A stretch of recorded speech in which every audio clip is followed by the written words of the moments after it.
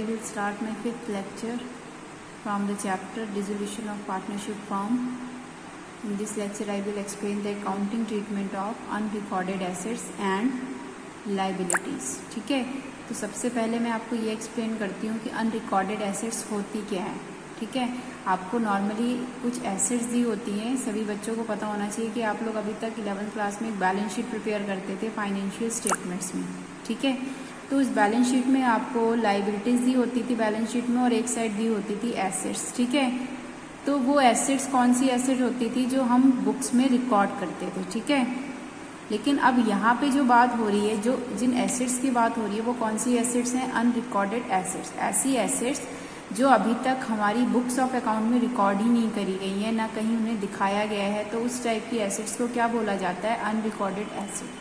For example, firm में कई ऐसी एसेट्स होती हैं जिनको ऐसा मान लिया जाता है कि वो फ्यूचर में हमारे लिए इतनी यूज़फुल नहीं होगी, तो उन्हें अलग एक तरीके से हम ये मान के चलते हैं कि एज ए एसेट या कोई काम की नहीं है, हम उसे काउंट नहीं करते हैं अपनी फर्म की एसेट्स में. ठीक है, या फिर हम बोल सकते हैं कि ऐसी एसेट जो फर्म में एग्जिस्ट का मीनिंग है कि जो फर्म में पड़ी तो ही है बट आपने अभी तक अपनी बुक्स ऑफ अकाउंट में उसे रिकॉर्ड नहीं की है.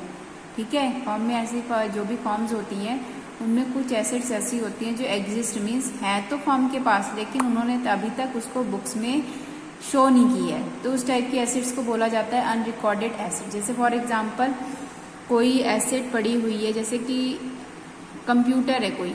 ठीक है, कोई कंप्यूटर है जिसे हम यूज़ नहीं कर रहे हैं और उसका सॉफ्टवेयर इतना काम नहीं कर रहा है, तो फर्म ने ये मान लिया है कि ये काम नहीं कर रहा है, तो उसे एज एन एसेट बुक्स में शो नहीं कर रहा है. ठीक है, लेकिन ऑलरेडी है उसके पास, एग्जिस्ट कर रहा है फर्म में, बट उन्होंने अपनी बुक्स ऑफ अकाउंट में उसे शो नहीं किया है. ठीक है, लेकिन फ्यूचर में उन्होंने कुछ उसको रिपेयर करवाया, वो वर्क करना शुरू हो गया, तो अब उसको रिकॉर्ड करना चाह रहे हैं. तो वो एक ऐसी एसेट है जिसको अभी तक बैलेंस शीट में दिखाया नहीं गया था, लेकिन थोड़ा अब उसको हमें रिकॉर्ड करना है, तो उस टाइप की एसेट क्या कहते हैं? अनरिकॉर्डेड एसेट, जो अभी तक बुक्स ऑफ अकाउंट में शो नहीं की गई थी, लेकिन अब फ्यूचर में हमें उस एसेट का हमें पता लगा है. ठीक है, तो उस टाइप की एसेट को क्या बोला जाता है? Unrecorded asset. ठीक है, ऐसी एसेट्स होती हैं जिनको अभी तक हमने बुक्स में दिखाया ही नहीं है. क्लियर? चलिए, तो आप जब भी डिसोल्यूशन करते हो फॉर्म को, किसी भी पार्टनरशिप फॉर्म को डिसॉल्व करते हो, तो उस कंडीशन में इन अनरिकॉर्डेड एसेट से रिलेटेड भी अकाउंटिंग ट्रीटमेंट किया जाता है. तो इनको कैसे किया जाएगा आज हम वो डिस्कस करने वाले हैं. तो कुछ जर्नल एंट्रीज होती हैं regarding this type of unrecorded assets and recorded. तो दो टाइप की एसेट्स होती हैं, एक रिकॉर्डेड और एक अनरिकॉर्डेड. अब रिकॉर्डेड एसेट्स कौन सी होती हैं? रिकॉर्डेड एसेट्स वो होती हैं जो बैलेंस शीट में लिखी हुई होती है या पहले से ही लिखी हुई होती है, लेकिन अनरिकॉर्डेड दूसरा है आपका अनरिकॉर्डेड. एक तो रिकॉर्डेड हो गई जो हम बुक बैलेंस शीट में अपने दिखा के रखते हैं, लिख के रखते हैं, लेकिन ऐसी एसेट जो अभी तक हमने बैलेंस शीट में शो ही नहीं करी है, वो कौन सी होगी? Unrecorded asset. तो जब भी डिसॉल्व होती है फॉर्म, तो हमें दोनों ही टाइप की एसेट्स का अकाउंटिंग ट्रीटमेंट करना होता है. तो कैसे उसका ट्रीटमेंट किया जाएगा, कैसे जर्नलाइज करोगे आप अपने रियलाइजेशन अकाउंट में और कैसे उसकी जर्नल एंट्री करोगे, तो आज हम वो पढ़ने वाले हैं. ठीक है, तो कुछ जर्नल एंट्री होती है. तो सबसे पहले जो जर्नल एंट्रीज मैं आपको बता रही हूँ रिगार्डिंग रिकॉर्डेड और अनरिकॉर्डेड एसेट. कोई भी एसेट हो, चाहे वो रिकॉर्डेड हो चाहे अनरिकॉर्डेड एसेट है. ठीक है, तो उसको कैसे आपको अपनी बुक्स ऑफ अकाउंट में शो करना है. अगर कोई एसेट है ऐसी जो हम सेल कर रहे हैं, अगर कोई रिकॉर्डेड या अनरिकॉर्डेड एसेट कोई भी सेल की जाती है, तो आपको ये एंट्री पास करनी है. Cash account debit to realisation account, means credit side आपको, क्योंकि हमारे पास कैश आ रहा है सेल करने से, तो कैश तो आएगा, इसलिए कैश को डेबिट करना है और रियलाइजेशन को क्रेडिट करना है. मीन्स इसका मतलब क्या? अगर रियलाइजेशन को क्रेडिट कर रहे हैं तो ये कौन सी साइड पोस्ट होगा? रियलाइजेशन के क्रेडिट साइड. ठीक है, उसी तरह when asset is taken over by, कई बार क्या होता है कोई एसेट कोई पार्टनर ले लेता है, मीन्स एक तरीके से खरीद लेता है. फर्म के पास एसेट है, वो सेल करने की बजाय कोई पार्टनर ही उसे ले लेता है. तो उस कंडीशन में आपको कैश अकाउंट नहीं लिखना है, आपको लिखना है जो भी पार्टनर, कंसर्न पार्टनर मीन्स जो भी पार्टनर ले रहा है उस पार्टनर का नाम लिखना है आपको. Concern partner capital account to realisation, या कंसर्न की जगह आपको उस पार्टनर का नाम लिखना है. ठीक है, तो अगर पार्टनर ले लेता है तो कैश की जगह आप उस पार्टनर का नाम को करोगे debit to realisation account. Clear everyone? Now when the assets are given to any creditors towards payment due. अब अगला क्या है, when the assets are given to any creditors. कई बार क्या होता है, फर्म को कुछ लाइबिलिटीज पे करनी होती हैं। फॉर एग्जाम्पल क्रेडिटर्स हैं, क्रेडिटर्स को कुछ पैसा पे करना है क्योंकि उनसे हमने उधार खरीदा हुआ था कुछ सामान, अब उनको पेमेंट करनी है। तो पेमेंट कैश में करने की बजाय फर्म क्या करती है, कोई एसेट ही उठा के उस क्रेडिटर को दे देती है। तो उस कंडीशन में आपको उसका ट्रीटमेंट कैसे करना है, उस कंडीशन में कोई भी जनरल एंट्री आपको पास नहीं करनी है। Clear everyone? जब भी कोई एसेट किसी जो भी पेमेंट ड्यू है उसके बदले में अगर हम कोई एसेट दे देते हैं तो उस कंडीशन में आपको अपनी बुक्स ऑफ अकाउंट में कोई भी जनरल एंट्री नहीं करनी है। देन है आपकी second entry related to the liabilities. ठीक है, तो आपको उसको कैसे जनरलाइज करना है, ऑन पेमेंट ऑफ लाइबिलिटीज। अभी तक हम एसेट से जो भी सेल हो रही थी तो उससे जो भी पैसा आ रहा था उससे रिलेटेड टर्म्स को पढ़ रहे थे, उसको कैसे जनरलाइज करना है वो कर रहे थे। लेकिन अब कोई भी लाइबिलिटी होगी तो उसको आपको कैसे आपको पे करना है, उसकी क्या जनरल एंट्री होगी। जैसे लाइबिलिटी अगर पे कर रहे हो तो हमारे पास से कैश नॉर्मली क्या जा रहा है, कैश जा रहा है। तो इस वजह से हमें क्या करना है, रियलाइजेशन को करना है डेबिट और टू कैश को क्या करना है, क्रेडिट। क्लियर? पेमेंट कर रहे हैं तो रियलाइजेशन को करना है डेबिट टू कैश। तो लाइबिलिटी कोई भी पे की जाएगी तो आपको उसको डेबिट साइड रिकॉर्ड करना है रियलाइजेशन अकाउंट में। ठीक है, if a partner agrees to settle a liability. अब कई बार क्या होता है, पार्टनर जैसे एसेट को ले लेता है उसी तरह कई बार पार्टनर ये भी बोल देते हैं चलो मैं इस लाइबिलिटी को पे कर देता हूँ। अगर पार्टनर किसी लाइबिलिटी को पे करने के लिए बोलता है तो उस कंडीशन में भी आपको कैश की जगह उस पार्टनर को कंसर्न पार्टनर के नाम को यहाँ पे मेंशन करना है। तो आप क्या लिखोगे, realisation account debit to concern partner capital account. Clear? तो ये थी आपकी general entries regarding recorded assets and unrecorded assets कि आपको रियलाइजेशन अकाउंट में इनको कैसे रिकॉर्ड करना है, कैसे जर्नलाइज करना है। ठीक है, तो अब हम एक न्यूमेरिकल क्वेश्चन ले रहे हैं from your book T.S. Grewal. This is a question, what journal entry would be passed from the following transaction on the dissolution of a firm of a partner A and B after various assets and third party liabilities have been transferred to realization account. ठीक है, तो आपको यहाँ पे question given है कि what journal entries would be passed, कौन सी general entry pass की जाएंगी। ठीक है, ऑन दी डिसोल्यूशन, जब किसी फर्म को डिसॉल्व किया जाएगा of a partner A and B, A और बी के लिए after various assets other than cash and third party liabilities have been transferred to. इस लाइन को समझते हैं पहले कि कौन सी ऐसी जनरल एंट्री पास की जाएंगी फॉर द फॉलोइंग ट्रांजेक्शन। इन ट्रांजेक्शन्स के लिए जब फर्म डिसॉल्व होती है ए और बी पार्टनर की आफ्टर वेरियस, जब बहुत वेरियस एसेट्स फर्म की कैश को छोड़कर and third party liabilities have been, third party liabilities और वेरियस एसेट्स को ऑलरेडी ट्रांसफर कर दिया गया है रियलाइजेशन अकाउंट में। ठीक है, तो आपको कौन सी एंट्री करनी है, हम ऑलरेडी एसेट्स और लाइबिलिटीज को ऑलरेडी ट्रांसफर कर चुके हैं, उसके बाद की एंट्रीज हमें करनी है। क्वेश्चन की स्टेटमेंट समझनी है आपको पहले। ठीक है, तो फर्स्ट एंट्री है A took over 50% of the stock at a discount of 20%, remaining stock was sold at a profit of 30% on cost. Book value of the stock given in the balance sheet before dissolution was ₹4 lakh. A है partner, उसने जो भी stock था उसका 50% eight a discount 20% discount पे लिया है।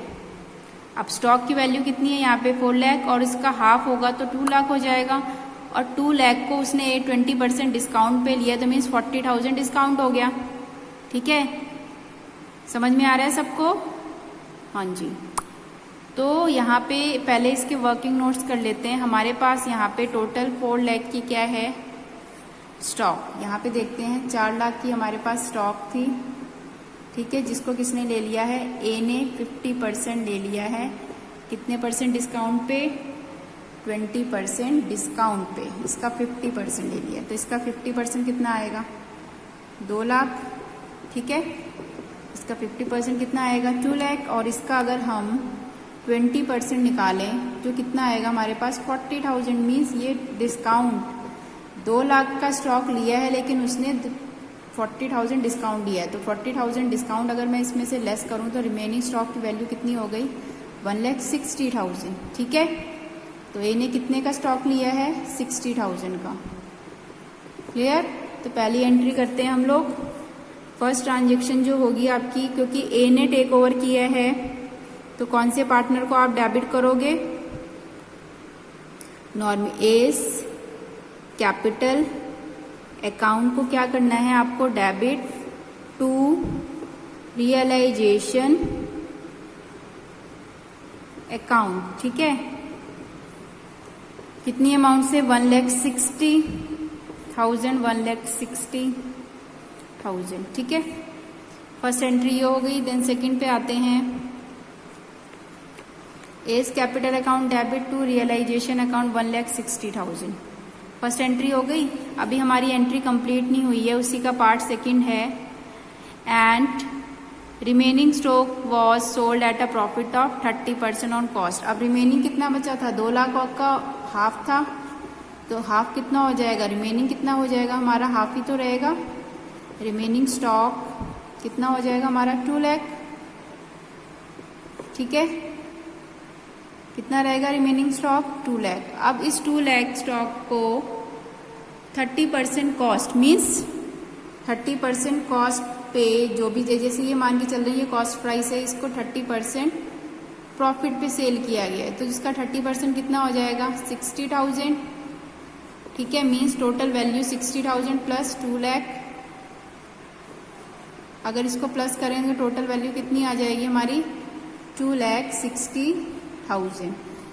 2 लाख का स्टॉक बचा था, उसे हमने 30% प्रॉफिट पे सेल किया, तो 30% मैंने कैलकुलेशन करी है जो कि 60,000 आएगी। और 60,000 इसमें ऐड करने के बाद टोटल स्टॉक जो बेचा गया है 2 लाख का, वो 2,60,000 पे बेचा गया है। ठीक है, तो जब हम किसी स्टॉक को या किसी एसेट को सेल करते हैं तो कैश आता है, तो यहाँ पे आपको पार्टनर को नहीं करना है, यहाँ पे करना है कैश अकाउंट को क्या करना है आपको डेबिट टू रियलाइजेशन अकाउंट। ठीक है, इतनी अमाउंट से 2,60,000 2,60,000। ठीक है, तो ये तो था आपका फर्स्ट पार्ट। अब चलते हैं सेकेंड एंट्री पे। Debtors rupees 2,64,000, provision for doubtful debts 24,000, 48,000 of the book debts proved bad. पहले एंट्री समझते हैं। डेटर्स हैं 2,64,000 के, प्रोविजन गिवन है आपको 24,000 का, और 48,000 of the book debts proved bad. और 48,000 जो हैं, जो भी बुक वैल्यू है डेटर्स की, उसमें से बैड मान लिया हमने, से बैड डेट्स मान लिया है। ठीक है, तो सबसे पहली चीज ये है कि हम यहाँ पे प्रोविजन फॉर डाउटफुल डेट्स को नहीं शो करेंगे अपनी जनरल एंट्री में, बिकॉज यहाँ पे क्वेश्चन में उन एंट्रीज को करने के लिए बोला गया है जो आफ्टर थर्ड पार्टी की एंट्री करने के बाद करनी है। ठीक है, जो ऑलरेडी ये एंटर हो चुकी है रियलाइजेशन में, तो हम जो एंट्री करेंगे वो सिर्फ डेटर को पे करने की करेंगे। ठीक है, लेकिन डेटर क्योंकि 2,64,000 के डेटर्स थे, उसमें से जो डेटर्स बैड हुए हैं वो कितने के हुए हैं, 48,000 के। तो इस 48,000 को आपको क्या कर देना है, इसमें से माइनस, क्या कर देना है माइनस। तो यहाँ पे डेटर्स थे हमारे इतने, बैड डेट्स कितने थे इतने, और रिमेनिंग डेटर्स जो हमने क्या करे हैं पे करे, सॉरी डेटर्स थे हमें रिसीव हुई थी अमाउंट सेल करने पे, वो कितने हुए थे हमारे 2,16,000। तो यहाँ पे आपको सेकेंड एंट्री जो करनी है, आपको बैंक अकाउंट को करना है डेबिट टू रियलाइजेशन अकाउंट। कितनी अमाउंट से 2,16,000 एंड 2,16,000। वर्किंग नोट्स में ऑलरेडी बता चुकी हूँ कैसे आपको करना है। ठीक है, अब चलते हैं थर्ड एंट्री पे। Building book value 5 lakh sold for ₹8 lakh through a broker charge 2% commission. एक बिल्डिंग थी 5 लाख की जो हमने सेल करी है, तो जो सेल कर रहे हैं पैसा आ रहा है, कितना आ रहा है 8 लाख। तो पहले एंट्री ये कर दो, थर्ड एंट्री में फर्स्ट पार्ट में कितना पैसा आ रहा है, कैश आ रहा है। कैश की जगह हम लिखते हैं बैंक अकाउंट को आपको डेबिट करना है और टू रियलाइजेशन अकाउंट। कितना पैसा आ रहा है हमारे पास? 8 लाख। ठीक है, 8 लाख हमारे पास पैसा आ रहा है। इस 8 लाख की अमाउंट पर कितना ब्रोकर को हम क्या दे रहे हैं? Through a broker who charge 2% commission. और 8 लाख पे अगर मैं 2% कमीशन निकालूं तो कितना आएगा? 16,000, वो भी हम पे कर रहे हैं। तो यहाँ पे आपको क्या करना है? रियलाइजेशन अकाउंट को क्या करना है? आपको डेबिट टू बैंक अकाउंट। कितनी अमाउंट से? 16,000 एंड 16,000। ठीक है, सेकेंड एंट्री, फर्स्ट एंट्री हो गई, सेकेंड एंट्री आपकी ये हो गई। क्लियर? अब चलते हैं नेक्स्ट एंट्री पे। जिनको नहीं समझ में आया है, जो 2% हमने, ब्रोकर होता है दलाल, ठीक है, जिसने सेल करवाई है उसकी, तो उसने जब सेल करवाई 8 लाख की, तो वो कह रहा है कि जितनी मैंने सेल करवाई है आपको एक्स्ट्रा उस अमाउंट पे मुझे 2% कमीशन भी चाहिए। तो कमीशन क्योंकि फर्म पे कर रही है तो इस वजह से हमने रियलाइजेशन को डेबिट किया टू बैंक। और अगर 8 लाख पे 2% कैलकुलेशन करें तो हमारा पे अमाउंट आएगी 16,000। ठीक है, तो ये कमीशन की अमाउंट है। अगली एंट्री पे चलते हैं। इन्वेस्टमेंट बुक वैल्यू नहीं, फोर्थ एंट्री है machinery book value 6 lakh was given to a creditor at a discount of 20%। एक क्रेडिटर था जिसे हमने कोई पेमेंट करने की बजाय मशीन ही उठा के दे दी 20% डिस्काउंट पे। तो मैंने आपको पहले भी बताया था कि अगर हम कोई एसेट दे देते हैं किसी भी लाइबिलिटी के ड्यूज क्लियर करने के लिए, तो उस कंडीशन में आपको यहाँ पे क्या लिखना है? नो एंट्री, क्योंकि यहाँ पे कोई एंट्री नहीं होगी। ठीक है, फोर्थ कंडीशन में।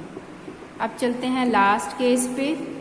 Investment book value is 40,000, realise 150%। अब इन्वेस्टमेंट एक तरीके की एसेट को बोला जाता है जिसकी बुक वैल्यू है 40,000, रियलाइज 150%, और उससे जो पैसा आया वो कितना आया? 150%, मीन्स ज़्यादा आया है। तो यहाँ पे 40,000 की आपकी क्या थी? इन्वेस्टमेंट की अमाउंट। अगर मैं उसका 150% कैलकुलेशन करूँ, ठीक है, तो कितना आएगा? यहाँ पे अमाउंट आएगी 60,000। ठीक है, तो मीन्स रियलाइज का मीनिंग होता है प्राप्त होना। क्या होना है? प्राप्त होना। तो इन्वेस्टमेंट से हमें कितना रियलाइज हुआ है? कितना रियलाइज हुआ है? यहाँ पे फिफ्थ एंट्री है। पहले तो एंट्री करनी है बैंक, क्योंकि सेल हो रही है एक तरीके से। बैंक अकाउंट को करना है डेबिट टू रियलाइजेशन अकाउंट। ठीक है, कितनी अमाउंट से रियलाइज हो रही है हमारे पास एसेट? क्योंकि हमने यहाँ कैलकुलेशन करी 150% पे सेल हुई है, उसको रियलाइज हुई है इतने पे, तो यहाँ पे टोटल 40,000 की अमाउंट थी, ज़्यादा 50% एक्स्ट्रा हो गया, तो यहाँ पे अमाउंट हमें रियलाइज होगी 60%। क्लियर? सभी को नरेशन सभी को आती है अच्छे से? हम 11 से पढ़ रहे हैं, इस वजह से मैंने नरेशन नहीं है आपको एक्सप्लेन करी है। तो ये था आपका क्वेश्चन रिगार्डिंग रिकॉर्डेड और अनरिकॉर्डेड एसेट्स। आई होप सभी बच्चों को अच्छे से समझ में आ गया होगा। और if you have any doubt then ask me. Thank you so much. I am ending this class right now.